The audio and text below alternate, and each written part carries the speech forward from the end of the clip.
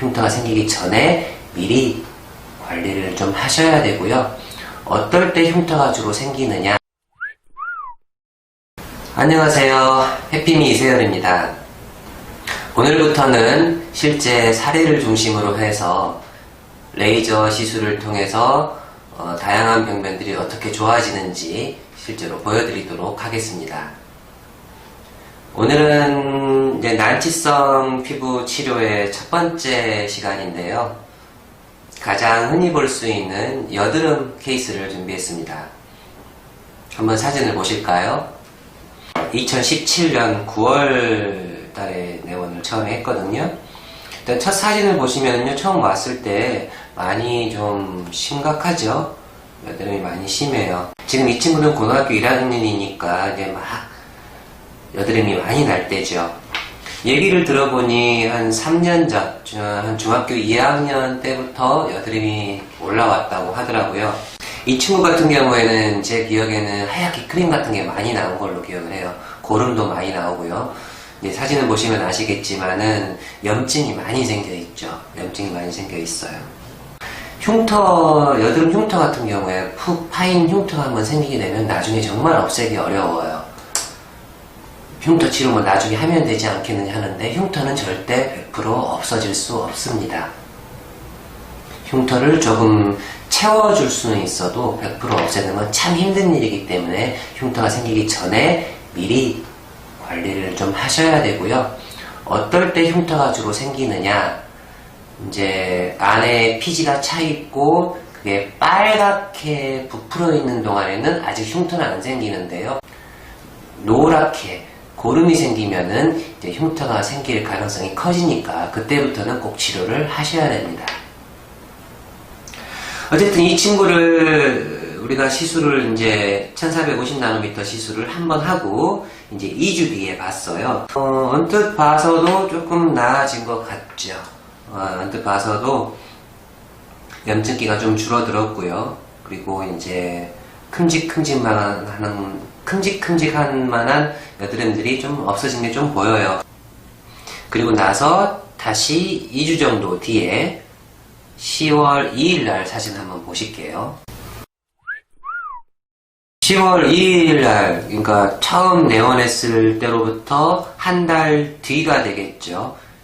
레이저 시술은 2번을 했고요. 10월 2일날 사진 보면 더 많이 좋아진 것을 확인할 수 있습니다.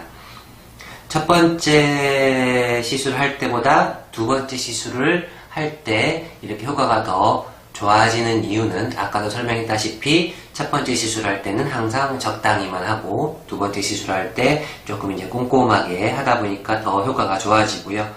10월 2일날 세 번째 사진 보시면은 확실히 좋아지는 게 눈에 띄죠. 그 다음에 다시 2주쯤 뒤에 10월 14일 모습을 한번 보시겠습니다. 조금 더 좋아졌죠? 좀 더 좋아진 모습을 보여주고 있고요. 이때는 어떤 시술을 했냐면은 얼굴 제모 시술을 했네요. 간혹 이제 그 여드름과 모낭염이 동반되어 있는 경우가 있어요.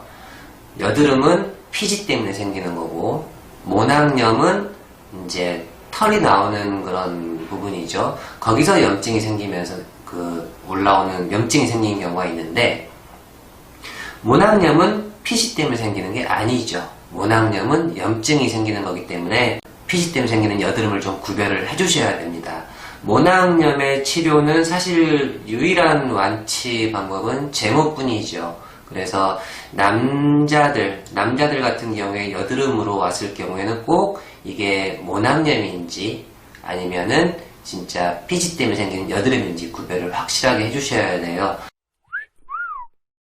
근데 이 친구 같은 경우는 좀 애매했어요. 분명히 좋아지는 모습을 보이는데 피지 치료를 지금까지 한 거거든요. 여드름 치료를 지금까지 했는데 좋아진 걸로 봐서 거의 대부분 다 여드름이겠지만은 제가 이제 압출을 하거나 봤을 때 이제 주로 털이 생기는 부분, 턱이라든가 이런 코 옆에 이쪽에 모낭염도 좀 있는 것 같아가지고 이날은 10월 14일 이날은 아예 얼굴 전체를 제모를 시행했습니다. 그 다음에 한 달 뒤에쯤에 다시 한번 봤어요. 제모 시술을 한번 하고 그 다음에 11월 11일 날 찍은 사진을 보시면은요, 확실히 더 많이 깨끗해졌죠? 근데 아마 이 친구는 제가 생각할 때는 모낭염과 그 피지로 인한 여드름이 동반되어 있는 경우로 판단을 했고요. 그래서 제모 시술을 하고 나서도 오히려 더 많이 좋아진 게 보입니다. 모낭염이 별로 없었으면 아마 제모 시술을 하고 나서 효과가 그렇게 크게 눈에 띄진 않았을 텐데요. 이 친구 같은 경우는 효과가 좀 있었어요. 5번째로 왔을 때도 1450나노미터 시술을 다시 한번 꼼꼼하게 했습니다. 레이저 시술 3-4번 만에 피부가 확 바뀌는 경우가 많지 않은데요. 여드름 같은 경우에는 여드름이 가라앉으면은 일단 그 자체가 눈에 띄기 때문에 쉽게 좀 드라마틱하다고 효과를 느낄 수 있거든요. 일단 이 친구가 이렇게 이제 어느 정도 여드름 시술이 끝났어요. 여드름 시술이 끝나고 충분히 많이 좋아졌고요. 그래서 이제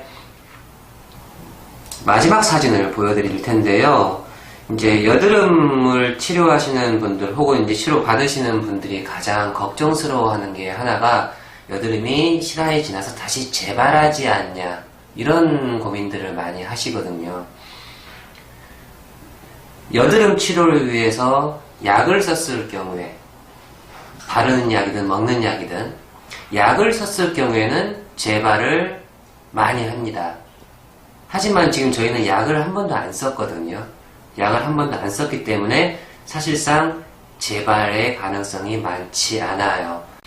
그래서 한 2월 달쯤에, 한 3개월 정도가 더 지났죠. 2월 달쯤에 한 번 더 봤습니다. 자, 마지막 사진을 보여드릴게요. 마지막 사진을 보시면은요, 확실히 많이 더 좋아졌죠. 뭐 재발하거나 이런 거 없이 피부색도 완벽하게 다 돌아왔고요. 정상적으로. 이때는 사진을 또 제대로 찍을 필요도 없이 그냥 누워서 그냥 한 컷 찍었습니다. 완벽하게 정상적인 상태로 돌아왔기 때문에 사진 한 장만 그냥 찍어서 기록용으로 그냥 남겨놨고요. 자, 지금까지 이제 첫 번째 사례로 여드름에 대한 케이스를 한번 살펴봤습니다. 사진도 좀 보여드렸고요. 이제 시간이 지나면서 바뀌는 과정을 이제 쭉 보여드렸어요. 다음번에도 또 다른 케이스를 통해서 안 좋았던 피부가 또 좋아지는 과정을 이렇게 하나하나 설명해 가는 시간들을 많이 갖도록 하겠습니다. 유튜브 채널을 봐주셔서 감사드리고요. 오늘은 이만 마치겠습니다.